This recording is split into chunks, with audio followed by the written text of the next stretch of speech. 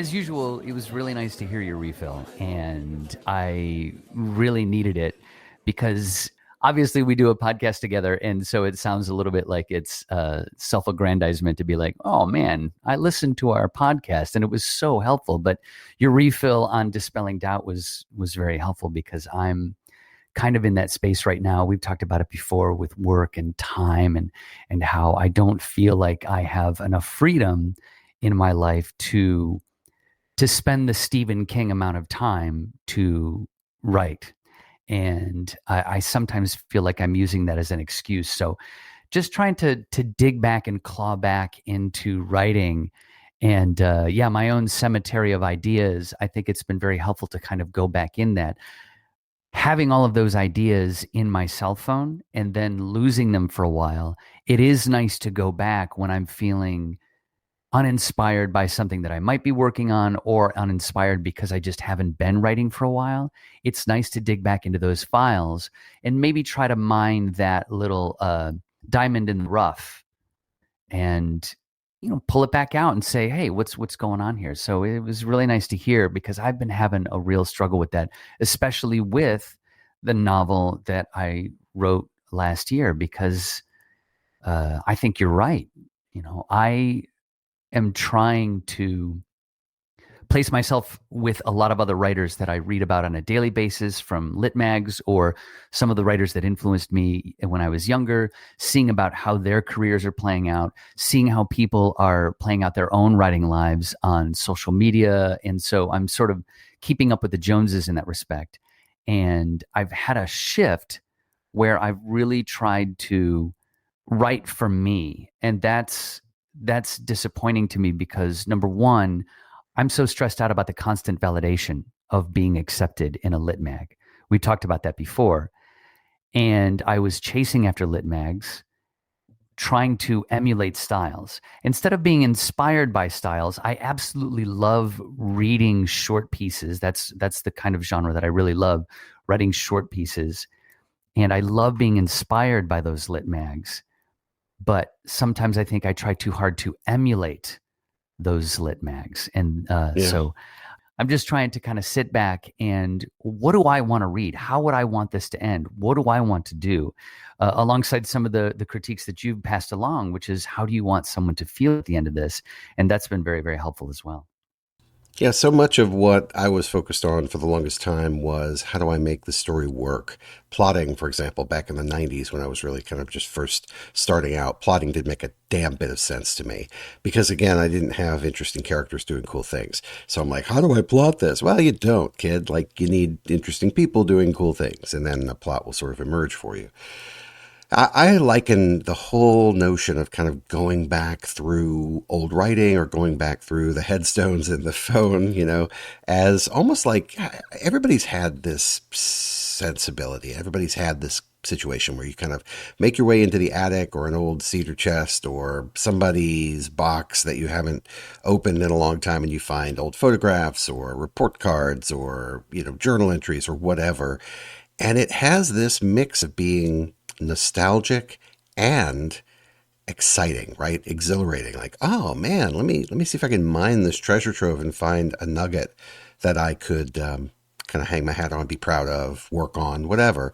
And I've had that before, and it's really fun. I have a whole folder of old writing in my cloud, storage that I could go through and kind of review and get inspired by. However, most of that stuff's garbage, and the notion of trying to sort of resurrect it isn't worth the trouble. For me, I need to focus on writing more into the future rather than sort of going back and trying to revitalize or restore my past. If those works were like the Mona Lisa, right, or some Italian fresco from whenever, and I needed to sort of restore it back to its former glory, okay, that'd be great. But I don't have anything in my portfolio that needs to be restored or resurrected. It was all very much cobblestones on the path. And so I need to be looking forward. So for me, looking through those old things, it just sort of shows me, hey, back then you weren't as bad as you thought you were. Yeah, you weren't good, but like you weren't as bad as you remember. And gosh, does that mean that I'm not actually seeing myself clearly today? Am I being too judgmental on myself today? And is that preventing me from doing the work today? And probably the answer to a lot of those is yeah. So for me, it's just about, hey man, just cut yourself a break. Literally no one cares but you, and you're the one making it difficult to do the work. So stop. And then start, right? Yeah, exactly. I love that position because it is such a you don't know this, Art, but you just stumbled onto the Taco Bell quarterly sort of mindset of, look, just write. It's all trash. It's all garbage. There are a lot of gatekeepers. You have to write for yourself. Be a writer. Just call yourself a writer. Do it. And when it comes to those old pieces, and I know that you remember this very, very well. I'm sure you have to remember it. I used to cling to pieces for years at a time. I mean, I, I remember Calvin and Hobbes. If you remember that cartoon, they always talk about the spaghetti incident, but they've never, in all of the years that Bill Mm-hmm. Watterson wrote Calvin Hobbes, explained what the spaghetti incident was. So I feel like we have our own sort of spaghetti incident because I keep talking about Patrice and I Take Over the World, which was that short story that I wrote in college. Oh yeah. And for years after college, I was trying and trying and trying and trying to keep writing it, and it never moved me forward. And so, yes, it's about cutting yourself a break and knowing you have to move forward at some point. So it kind of feels like one of my biggest problems in that regard in cutting myself a break is you need to keep writing new things to keep finding that voice that is yours. And that's the difficult thing. It's like one thing to say, I'm trying to write to be in this literary magazine. I'm chasing after these places. These are the kind of places that I want to be featured in for whatever reason, for prestige, for your own self worth, whatever. But it's one thing to say, I don't want to write for them anymore. I need to write for myself. But the other trick of that is keying into what writing for yourself is. And that's also difficult for me because sometimes I just want to write stupid time travel things or little snippets of things or this, that, and the third. And I cut myself off at the knees and toss that out immediately without investigating it further. So I'll sort of write something that I think is cool. And then I'm like, yeah, but that's not original. That's not new. That's not doing anything interesting. No one's doing that. It's all through the lens of whichever publishers or whichever critics are telling you is popular at the moment. Maybe what I need to do is to dig into those pieces more as to why I like it. What about those things is me? And that will help me try and focus on my voice. Yeah. It's really difficult because of all of the things that I've had published, I feel like I could only point to a few of them. I haven't had like a zillion things published also. I don't even know if I'm at a 20. I started publishing things, really sending things out in 2020. It's 2024. I don't really think I have, that many out there, but there are only a few of them, a small percentage of them where I finished the piece and I said, that is exactly what I want to say. And another percentage is, oh, this is submission call ends in an hour. Let me see if I could Right. slap this together and make it happen. And I'm very proud of those pieces, but it's not exactly what I want to say. And that's what's most exciting for me is trying to get to my voice and how I want it to be out there. And we've had that discussion as well, where I think you've pointed that out, that it didn't sound too authentic. You know what I mean? And I think that I can agree with a lot of that with my work. Yeah, I mean, you're really good at imitating things that you're aware of, and you have a vast sort of library or catalog of tropes and ideas, and you have a great improv background. So it's very easy for you to sort of chameleon into a particular joke set or a cadence that is very familiar to an audience. Like you're built to do that.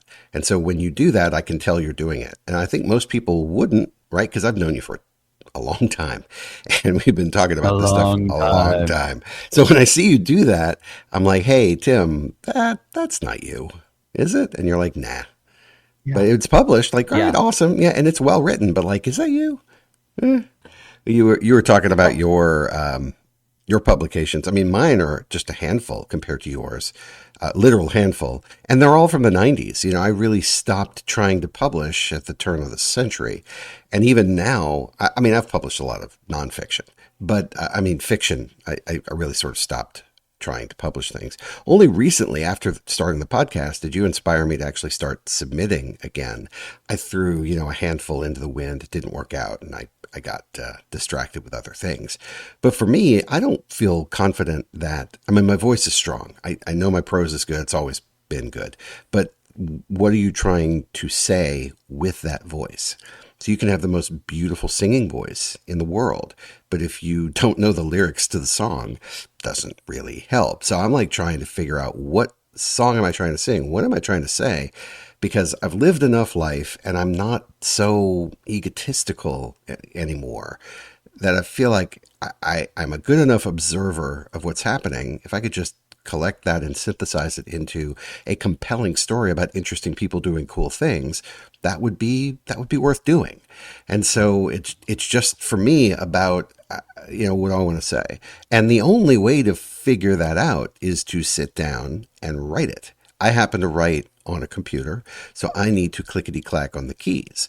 You wouldn't believe how many times I've sat down to do a refill. Well, you would, but perhaps people out there listening wouldn't believe how many times I sit down to sort of write a refill. And the process on the refill, guys, is I sit down and I write basically 1,000-word essay. And I write and rewrite, and I use the avatar on the computer to read it back to me. And it really helps my process, because wherever the computer stumbles or it sounds clunky or it's hard to follow, that's an indication to me, hey, I need to rewrite that because it's not pleasing to the ear. If the computer can't do it, I won't be able to do it.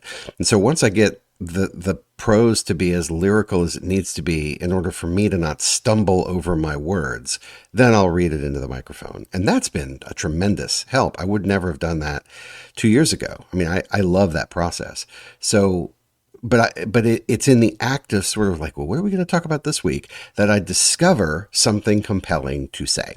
So all of this is just leading up to, I have been using the podcast as an object lesson to convince myself, hey man, just sit down and start clickety clack and something interesting will come out. And if nothing interesting comes out because you're tired or you're distracted, all right, well, that didn't work, but it's not wasted. Just, put the time away, put it in the bank and go, all right, well, I tried, but we're going to try again tomorrow. But that's the thing, is like trying every day.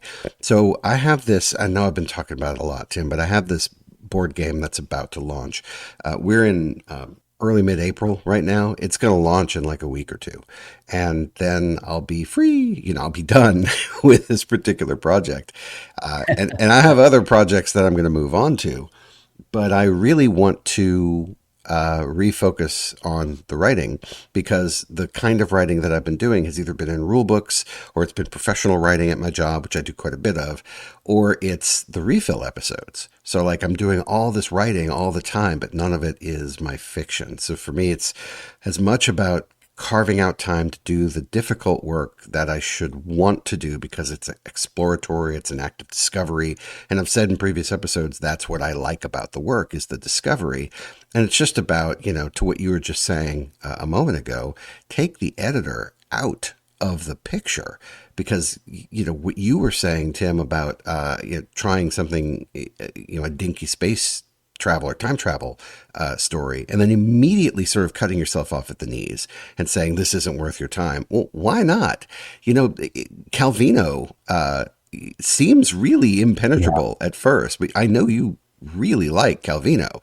And if Calvino said, oh, well, I can't, have anything weird, well, then he would never have anything, Right. Yeah. Right.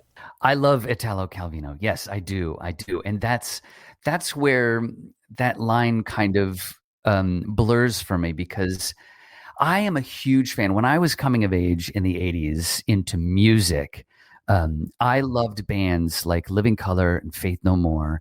They were able to change up styles a lot. Like if you listen to Living Colour's Vivid or Time's Up, If you don't know that band, shame on you. But if you don't know them, they would swing from, hard rock to blues to pop to calypso to all of these different genres that they were able to master in a very short amount of time.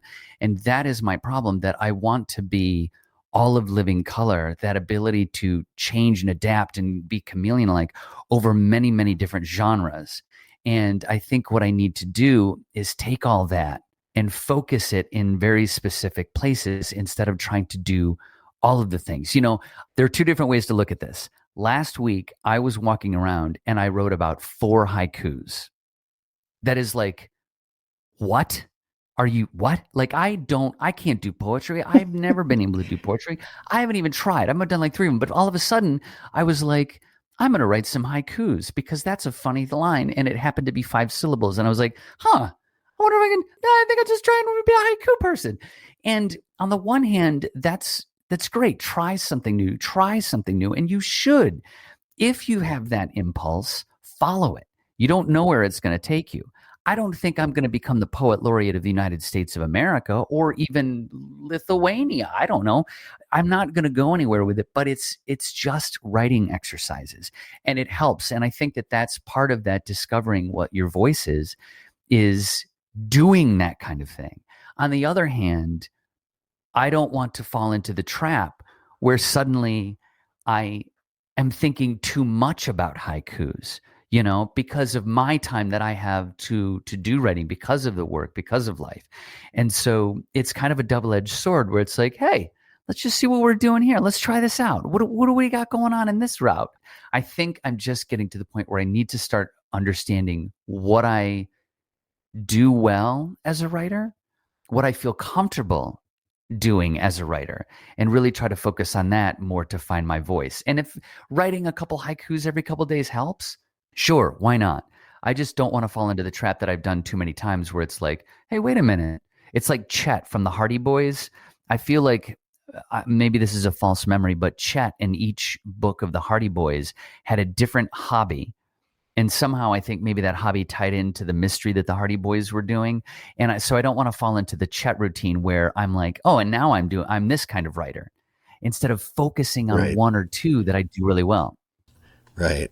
Oh, Chet was really excited about the bugs. He was collecting bugs, and then it's like, oh, the entomologist. So, what you're talking about it is really form and function, and that's probably worth spending a little bit of time on it. If you choose to write a story, for example, in a rhyming couplet, your haiku is a great example. What's going to come out based on the form that you're trying to follow will influence what is being said. If you write a sonnet, the sonnet was a form of kind of a love letter, right? And so if you take a sonnet and then instead of writing it as a love letter, write it as a scientific treatise, well, then you might actually be able to find this really nice kind of overlap where it's a story about a scientist who's really enamored with either his partner, his lab partner, or with the work itself, and he writes a sonnet to the work. And he's sort of professing his love of, the statistics of the work that he's doing. That wouldn't come out if it weren't starting from a position of a sonnet. So it's almost like molds, like molds for candy. When you pour the liquid into the mold, it takes the shape of the mold. And so if you start with a Santa Claus shape, then your candy's going to be Santa Claus. And if you start with a ghoul or a ghost, then that's what it's going to be. So it's really about what am I going to pour this candy into? Like, what mold do I want? And I think that's a really important question that you can play with in drafts. Like, you can start off with it being a ghost cookie, and you sort of fill the mold, and there you go, there's your ghost. But then you're like, no, that's not really right because it's more festive. Well, let me try the Christmas cookie cutters. Let me try the Christmas forms. And so you fill up, the Christmas forms, and ultimately you're like, yeah, that makes a good tree. Oh, and I'll get some green icing. And like, literally, that's how we're doing this, is trying to figure out what kind of cookie do I want to eat, or what kind of cookie do I want to make, and why. So if we bring it back to not theme, but really the purpose of the work, instead of focusing so much on how do I do this work, where so many of the other podcasts that I've listened to about writing really focus hard on, well, here's the formula and here's your strategy and this is how you get to a compelling scene. And like, none of that's false, but it also, none of it makes me excited to want to go write, you know? None of it makes me want to do the work. So I think what we're talking about today is really what kind of encouragement or excitement do we need intrinsically, internally, in order for us to go, I am going to attack this because I'm really excited to see what comes out. So it's almost form and function in the exploratory process so that we can get to something that we're really excited to develop. Because a part of a compelling scene, of course, is conflict. And so, yeah, you've got two characters in polar opposition. One wants something, the other wants something else. But if you're really talking about form and function, if you take a form that's unusual and then you apply contextual action into that form that's different from the expectation, it creates a conflict in the reader. So if you've got, a serial killer on a Christmas vacation, right? And so here you've got everything in Technicolor and it's this light, jovial music that's very festive, and this horrific, murder spree is happening at the same time. So that's a hyperbolic example of how that would work. That juxtaposition of this doesn't belong here, if applied a certain way, could be funny because that's, central to comedy is the sort of insanity of, Yeah. or the incongruity of what's happening.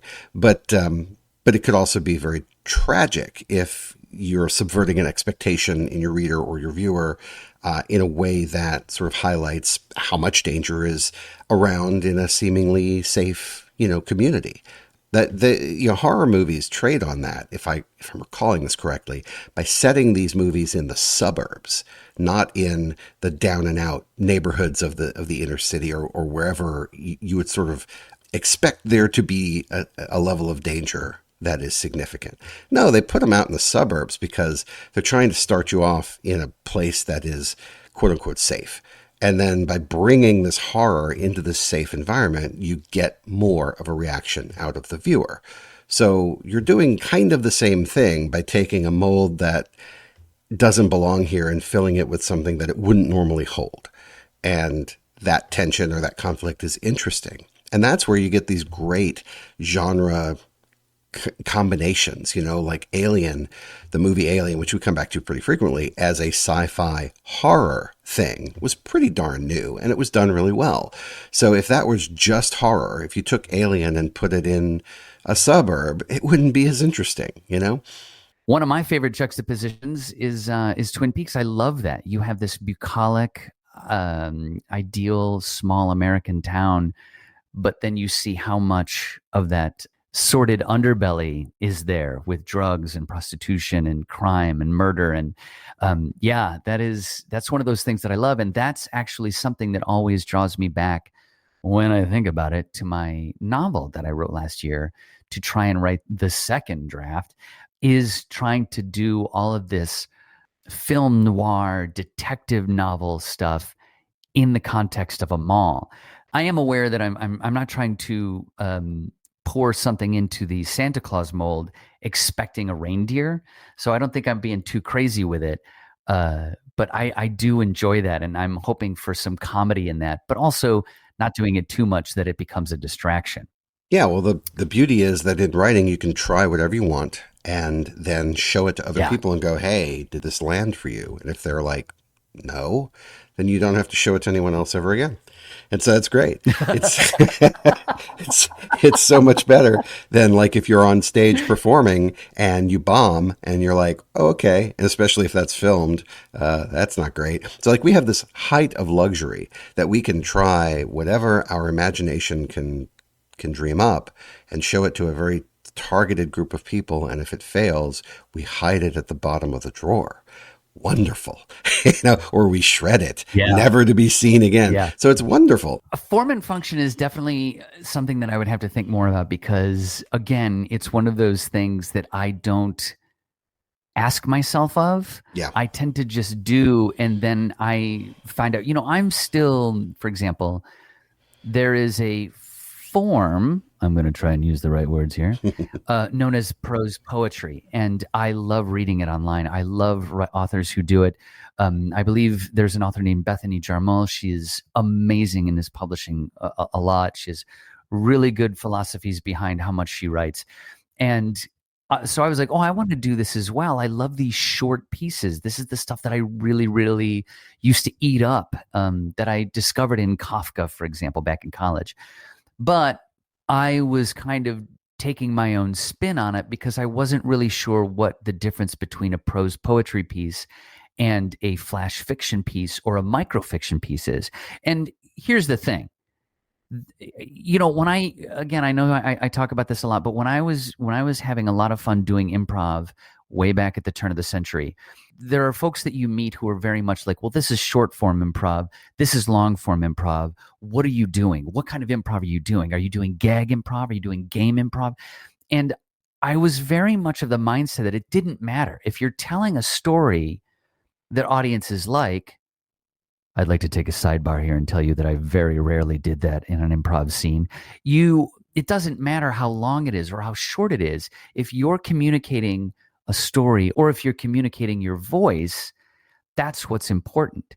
And so form for me is something that I don't know much about because I read something online. I'm like, wow, I love how short that is, or I love how that person said this, or I love how that is.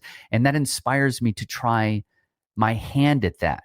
And much like what I was talking about with haikus, there's a danger for me that all of a sudden I forget everything else that I'm working on. Maybe I've been working on a piece and really trying to find my voice through a flash fiction piece that's somewhere around 1,000 words. Or I have another short piece that I'm trying to write that I'm writing for a website that's taking 100-word stories, which is something I love. And then all of a sudden I'm over here like, hey, I'm just going to write a couple haikus over here. Does anybody mind? Yeah, I should mind because I really want to make sure that I'm not going too far down other routes that in the end, I'm not that interested in. Yeah, see, I If think that makes sense. it does, but I think you can take the handcuffs off and just be playful because, again, it's a consequence-free environment. You can try it, show it to Yeah. someone, and they're like, "Yeah, I don't get this," and then you put it away. But Yeah. if you kind of stay in the middle of the fairway and just try to do things that are safe, and oh, I'm going to model this other story that works. I want to write a new Gone Girl, so I'm going to take Gone Girl and Yeah. I'm basically going to reskin it. They do this stuff in board games all the time, where because you can't copyright a mechanism. So if there was a game called Bang, which is a card game that was reskinned, and I don't remember the game that it was skinned into, and I wouldn't want to promote it anyway. But it was basically ripped off by a foreign designer, and they just put new artwork on it. It's the exact same game, same mechanisms. They called it something else, and they sold it. And we're taken to court, and it turned out, nope, they can do that because you can't copyright a mechanism. You can copyright artwork, intellectual property, but you can't copyright mechanisms. But like the form of a story is kind of what does it look like? And like here, doorknob. Let's just take a doorknob. You've seen a lot of different doorknobs. There's the simple ones that are in cheap apartments that are kind of that brushed nickel. You've got glass doorknobs. You've got golden doorknobs. You've got ones that you use your thumb to kind of push down and that lifts a lever and it allows you to open the door. There's tons and tons of door handles and doorknobs. So like what makes one better than the other? Well, if I've got this gold kind of gilded looking thing and it's fancy and I put that on a door that's like a hollow core door that you would have in a cheap apartment for the bathroom, there's a disconnect there. And it makes it more interesting. And it really, for me, would raise the question, why is this ornate door handle on this cheap ass door? Like what's going on here? Is it an attempt by the owner of the home to elevate the opulence or the perceived opulence of the home, and it failed, right? Because the incongruity was so stark. You're like, this person is pretending to be rich and clearly all they can afford is a doorknob. So like that alone gives us something interesting, a thread to pull at. So if you start looking at the form of the story, it's a little more meta that way. It's like, well, why did the author choose to tell the story in this manner? George Saunders has this really interesting story. I don't remember the name of it. I apologize, but It's in one of his books from like 2013, 10th of December, maybe it's called. But it was a story about a creep who like tries to abduct this child, and this other child, sees it happening and ultimately intervenes. But the way he told the story was from the points of view of all three characters. And he jumped into the head of the kid who was witnessing it from afar, the kid who was being abducted, and the abductor. And it all resolved itself, but he jumped into these different points of view in significant sections of the story. If he had just told that from a third person omniscient, it would have felt different, and it might not have been as compelling. I published a story once, and this sounds so like, oh, well, I remember when I published a story. But it's true. I published a story back in the 90s that was in a screenplay format. It was called Kite Flying. I don't know if you remember that one. But it was... Yes, I do. I yeah, do. I do. Yeah, and I really liked that story. And it was a polarizing story because it looked weird on the page. And it was very short. And the folks who published it said it was really innovative and one of the best things they'd seen. But other people on that same editorial staff had a very negative opinion of it, and the positive opinion won out. I heard about this after the fact. But yeah, so it was weird. But if I'd written that story in a non-screenplay format, it wouldn't have come off the same. So I think form and function are not something that you can separate. And so playing with form sometimes can create a tension or an intriguing dichotomy that you wouldn't have gotten from just telling a story outright. So I say play, go nuts, play with it. That's why it's so difficult for me, because I do think that that's the most important thing. Play. You have to play. Jordan Peele, I think, is the person who said that he just sort of writes as if he's continually pouring sand in a sandbox, because that's where he's going to build his sandcastles from. And I really, really do believe that. It's so funny because you have to temper what I say, because I'm like, yeah, I don't want to go over there and start writing haikus.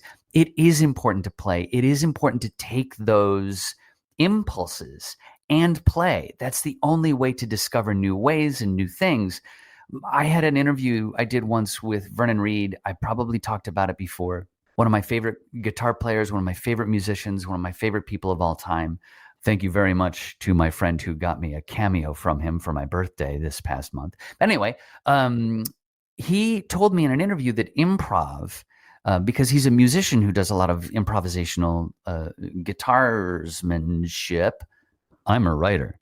He said that improv is like going down a dark alley that looks like it has no other way out, like it's a dead end.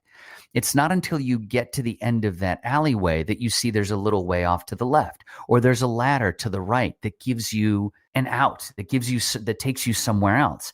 And that's always stuck with me. So yeah, I'm always like, gosh, I don't want to get too far down the road with other things.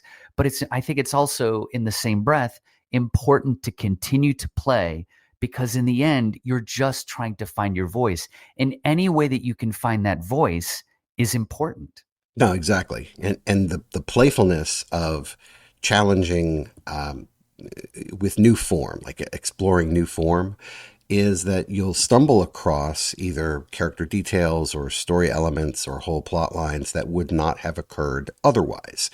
And I've read about this happening pretty frequently.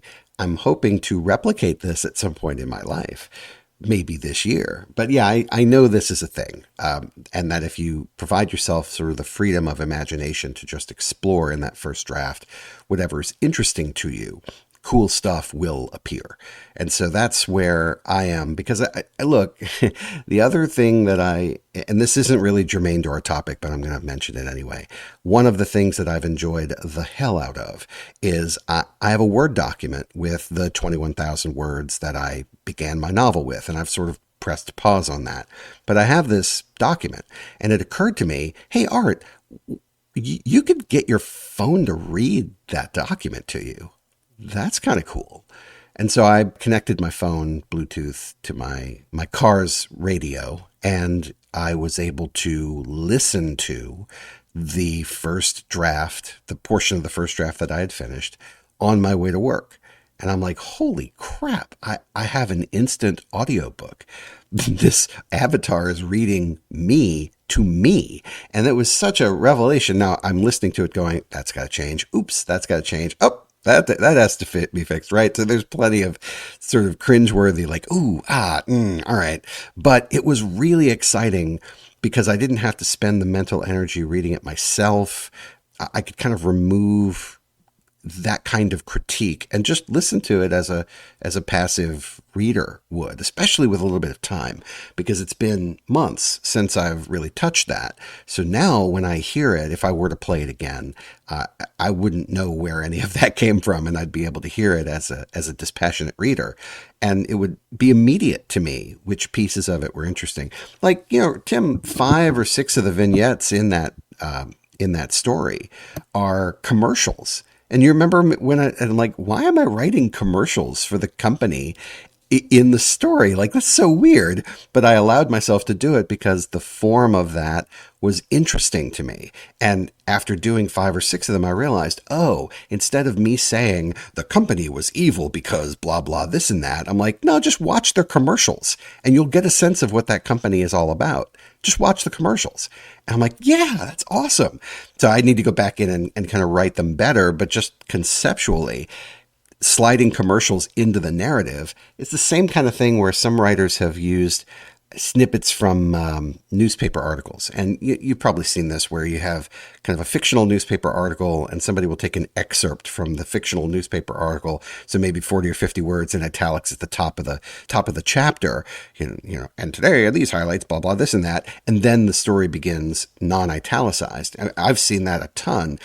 Again, that's a form thing. It's just like, how can I use what the people are seeing to differentiate pieces of the story and kind of ground it in reality in a way that contextualizes what you're reading. If you're reading something that's italicized and the conceit is this is a quote from a newspaper, that conveys on it a certain gravitas or a certain public quality that if someone just spoke it to you in a bar, if it were just dialogue, it would hit differently. So that's what I'm talking about when we talk about form and fun. This is a fun conversation, Tim. I'm sorry. I'm getting into this. This is good stuff, man. Because this is where all the play is, Yeah. One of the other benefits of play is that might lead you to finding your voice in a different form. I think it sounded when I read those commercials from the pieces that you sent me, it felt like that was like something like you were having some fun there. It's like, it's wonderful to explore the world that you're going to be writing so much about. And I love when you can find a writer who sounds like they're having fun with it. That doesn't mean to say that someone who's writing about something that might be a little bit more serious isn't having fun. And I'm going to put quotes around fun because, it's some things are pretty dark and pretty deep. But there is a confidence that comes from when you're having fun. And yeah, that's the other thing about it. To even go back upon what I said that was supposed to be against what I said earlier, was that, whenever you try and play with new form, that might lead to your voice creating a new form. So in other words, I love this idea. I sent you a piece that I'm working on about Chef's Table. And I love this idea of the creativity. Some of my favorite reality shows are like Project Runway or Top Chef, because those are creative artists who are making things. And yes, I do believe chefs are 100% creative artists. And so when you tune into something and you're trying to create something that's a little bit different or funky, not for the sake of trying to be like, I made something creative or funky, but it comes from their voice that I absolutely love. So, you got commercials in your story. I wrote a couple haikus. Who knows? That might lead us down a path in a year, 2 years, 10 years that helps us write in a place where, we finally find what form we're pouring the candy into. It's not going to look like Santa Claus. It might not look like a reindeer. It might be a sane deer. No, rain to Claus. A deer to, I don't know. It Oh. doesn't matter. So I think what I've done is I've absolutely made no firm statements on three different things. Don't play too much, but play a lot. But then again, playing too much might lead you to a different form. So that's my advice for you folks. Yes, do that. Do what? I have no freaking idea. No, no. I think for me, as we've talked through form and function, there's a term that I became aware of, psychic distance, which is how close am I to the character's point of view? Am I inside their head, sort of experiencing their feelings and emotions? Am I outside of their body and really being told about what a dispassionate narrator is seeing? And so the psychic distance in the piece that I'm working on, because again, and the reason I'm talking about that is it's the one that I'm most familiar with at this moment, because I've been thinking about getting back into it. So this is really encouraging because the fact that I keep talking about it, it's like, oh yeah, I'm ready to go write this thing. But the psychic distance is different based on which character is being discussed. There's two main characters, or two focal characters, the antagonist and the protagonist.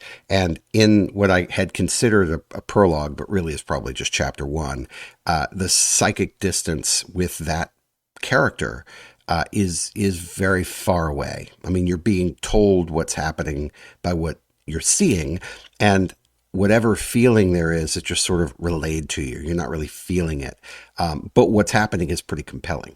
And the other character, who is really more the point of view character, you're getting a ton of their internal. But yeah, it's just about how close or far away are you from the point of view character, and form can help with that. If I put together something like a menu, if I include a menu in my story, the psychic distance on a menu, that's pretty far away. So like form can actually help you achieve this distance if you're trying to keep things at a distance. Let's say, for example, that the conceit is that you're watching everything through the lens of a camera, like a zoom lens from across the street. And so now you've got a camera who's observing through a zoom lens from across the street. Well, you're not even going to be able to hear what those characters are saying. You might actually be describing, let's say, the noise of the traffic that's around the observer, but they can't hear anything of what they're observing because they're looking at it from so far away. To me, that's a form that you can adopt in your work. It doesn't have to be like, oh, well, this story is told in vignettes, or this is a haiku. Like, yeah, those are forms too. But you're adopting, even within a scene, what's the conceit that I'm going to apply here to make the way that this information comes to the reader be shaped in a way that changes how they perceive it?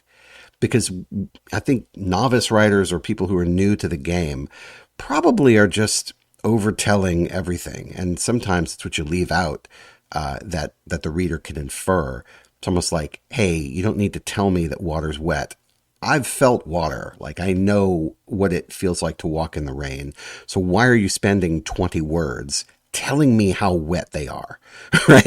Or telling me what the clothes that cling to their body feel like? Unless it's really important to the story, if you're just sort of like, I've been wet too, like, all right, thanks. But like, what are we doing story-wise to move this along? And I think that's where a lot of novice writers kind of fall short, is that they're describing things that don't help the story. They're describing things that, hey, they might be true and they might be well written, but like, if they don't help advance story, what are we doing?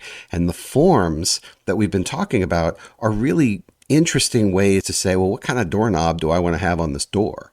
And Yeah. if it's this gilded doorknob, how are people going to interpret that, and how does it help move the story along? Anyway, we could talk about this for a week. I just really enjoy, thinking about how can I focus people's interest or change the way that they're absorbing the information in the story to make it just more interesting and less sort of he said, she said, they walked. Yeah. Yeah. Yeah. And I absolutely love all of that. I love all of this. I mean, I love this conversation, but I love all of the different forms. I love that. And for me, there have been times when I've been stuck on the rain. You know what I mean? Where I've been writing about that rain, just like you're saying. And it takes me a little bit to continue to sort of say, what am I doing with this? Why am I so focused on this? And I think that's where that playfulness comes in. If you're writing that, if you feel that you need to explain that thing, play around with it, but you also have to ask yourself at the same time, what is the point? What is this purpose? Why Yeah. am I so invested in No, it? exactly. Yeah. This is hilarious. So let's say that, for instance, it's necessary to have that rain description.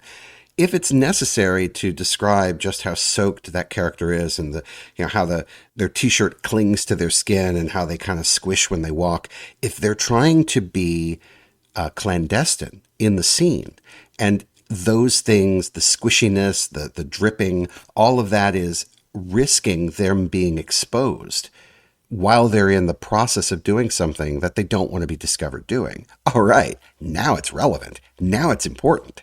So yeah, load them up, like make them wet, and then see what happens when they try to walk through the museum, dripping wet, and the security guard notices the puddles on the floor or hears a squishing around the corner. Like, what happens? Now we've got tension. Now we've got conflict or potential conflict. That makes it relevant. But just having the sort of description lie there and then you move on to something else, it is sort of the wrong way to go. But like we've been saying, don't censor yourself in that first draft. So if you end up doing this whole treatise on how wet the clothes are and it doesn't go anywhere, that isn't necessarily an excuse to go, oh, well, that was dumb, and then you throw it away. To me, I always kind of step back after a little bit of distance and go, why did I focus so much on these clothes? Like, why am I spending so much time writing commercials for a company why am I doing 6 commercials for a company that doesn't exist? What the hell am I doing? And that's when it dawned on me why I was doing it. I'm like, oh, okay, cool. I might do a few more. Yeah. Yeah, and they're fun to explore and they're fun to play with.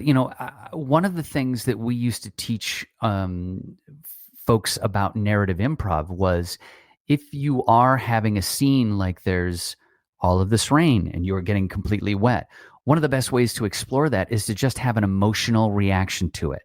How does the character who is getting soaked have? That might be something to explore. I love your idea of suddenly hearing squishing from around the corner. That's just throwing me so much into some David Lynch imagery that my own personal brain AI just figured out. I'm in love with it. Oh, sorry, there's that jump scare from Mulholland Drive. Never mind. But I really think it is important to do that writing, to do that playing. You just have to not fall into the Tim trap where you end up writing a piece that takes you years to get back out of. You have to have that self-awareness to say, you know what? I think I might need some time from this. I think I need to move on and go play somewhere else.